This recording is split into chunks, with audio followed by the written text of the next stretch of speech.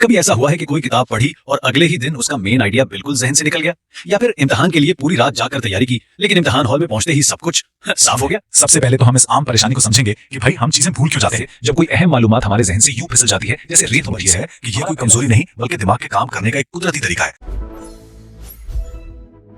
खुश आमदीद। कभी ऐसा हुआ है कि कोई किताब पढ़ी और अगले ही दिन उसका मेन आइडिया बिल्कुल जहन से निकल गया, या फिर इम्तिहान के लिए पूरी रात जागकर तैयारी की लेकिन इम्तिहान हॉल में पहुंचते ही सब कुछ साफ हो गया। तो आज हम बिल्कुल इसी मसले की तह तक जाएंगे, समझेंगे कि हमारी याददाश्त काम कैसे करती है और हम ज्यादा मौसर तरीके से कैसे सीख सकते हैं। इस सफर में हमारा रोड मैप कुछ यूं है। सबसे पहले तो हम इस आम परेशानी को समझेंगे कि भाई हम चीजें भूल क्यों जाते हैं। फिर हम दिमाग की फाइलिंग कैबिनेट खोलकर देखेंगे कि यादें बनती कैसे हैं। उसके बाद हम कुछ बहुत ही पावरफुल टेक्निक सीखेंगे जिनसे याददाश्त को बेहतर बनाया जा सकता है, और आखिर में एक नज़र मुस्तकबिल पर डालेंगे कि सीखने का अमल कैसा हो सकता है। अच्छा, तो आइए शुरुआत करते हैं इस मायूस कुन एहसास से जब कोई अहम मालूमात हमारे जहन से यूं फिसल जाती है जैसे रेत मुट्ठी से। हमारा पहला हिस्सा इसी पहेली के गिर्द घूमता है, आखिर हम चीजें भूलते क्यों हैं। ये सवाल शायद हम सबके दिल की आवाज़ है। ये एहसास कि मेहनत से सीखी हुई चीज़ फ़ौरन ही जहन से महव हो गई बहुत आम है, लेकिन अच्छी खबर यह है कि ये कोई कमज़ोरी नहीं बल्कि दिमाग के काम करने का एक कुदरती तरीका है, और इसी को समझकर हम इसका हल तलाश कर सकते हैं। तो इस सारी उलझन की बुनियाद दरअसल दो बहुत ही सादा सवालों में छुपी है। याददाश्त आखिर है क्या, और हम वाकई सीखते कैसे हैं। अगर हम इन दो सवालों के जवाब समझ लेना तो मौसर सीखने की चाबी हमारे हाथ में होगी। आइए अब अपने दिमाग के अंदर चलते हैं और इसकी लाइब्रेरी को देखते हैं। इसे एक इंतहाई मुनज़्ज़म फाइलिंग कैबिनेट की तरह सोचें, जहां हर याद, हर मालूमात की अपनी एक खास जगह होती है। लेकिन ये फाइलिंग होती कैसे है? साइंसी जुबान में याददाश्त सिर्फ मालूमात को स्टोर करना नहीं है, ये एक मुकम्मल अमल है।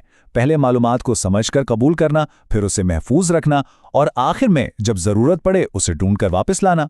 ये बिल्कुल किसी लाइब्रेरियन की तरह है जो किताब वसूल करता है, उसे शेल्फ पर रखता है और फिर मांगने पर उसे निकाल कर देता है।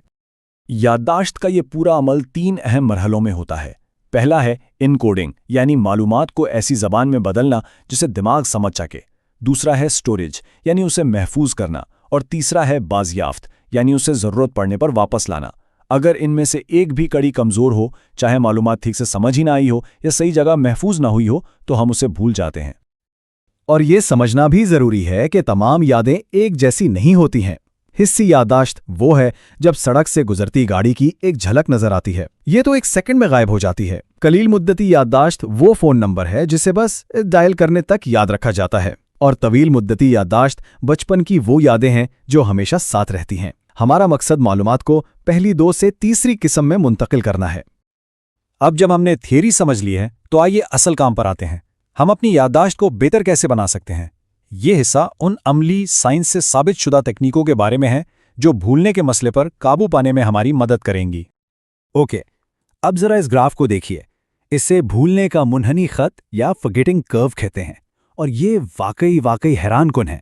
मतलब ये दिखा रहा है कि अगर हम कोई चीज़ सिर्फ एक बार सीखकर छोड़ दें तो सिर्फ 24 घंटे के अंदर अंदर हम उसका तकरीबन आधा हिस्सा भूल चुके होते हैं।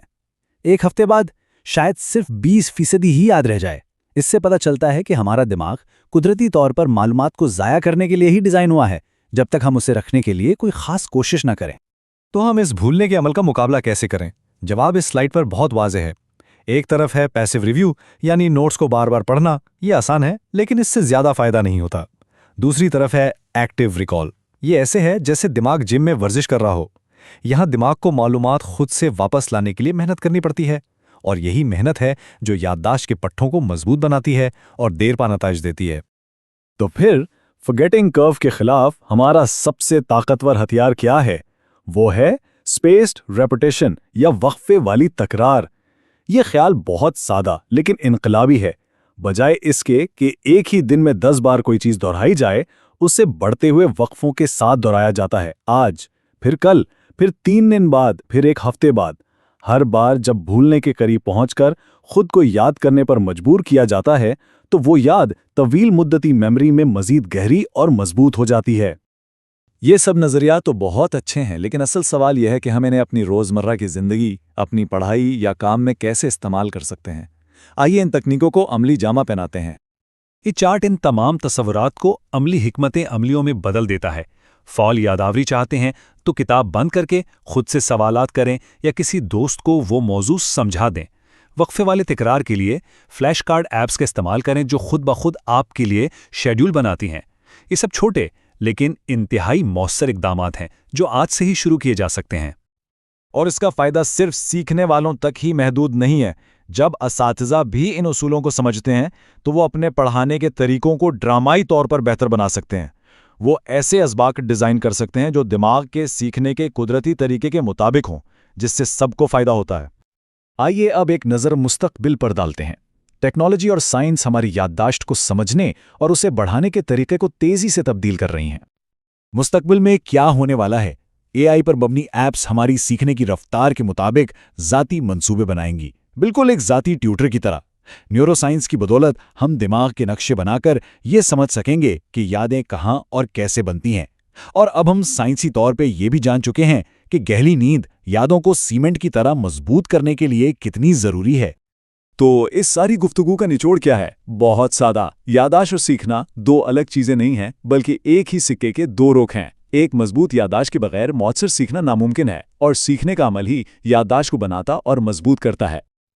और हम इस सेशन को एक आखिरी और काफ़ी गहरे सवाल पे ख़त्म करते हैं। ज़रा सोचिए, जैसे जैसे टेक्नोलॉजी हमारी याददाश्त को बेहतर बनाती जाएगी और मालूमात तक फौरी रसाई देगी, तो आने वाले वक्त में जानने या सीखने का असल मतलब क्या होगा? क्या चीज़ अहम होगी? मालूमात को याद रखना या फिर सही सवालात पूछने की सलाहियत? इस पर ज़रूर सोचिएगा।